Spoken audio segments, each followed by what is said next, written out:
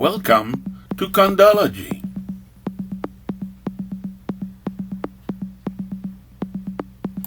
Now that we have confirmed our budget, we are going to finalize the calculation of the common areas.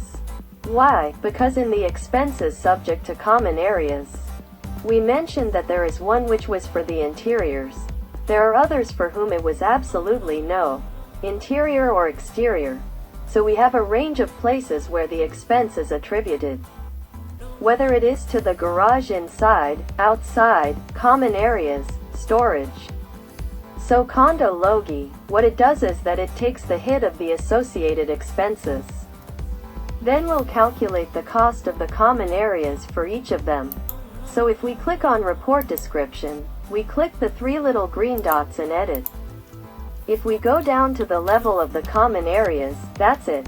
Oops, we will correct right away and add the square footage of the storage area to 1450. If we simply click on Calculate, CondoLogie has just calculated the expenditure per square foot for each of the types of common areas, whether interior, exterior, garage or storage, and we also averaged the maintenance cost of common areas for all common areas. We must admit that it's still quite special.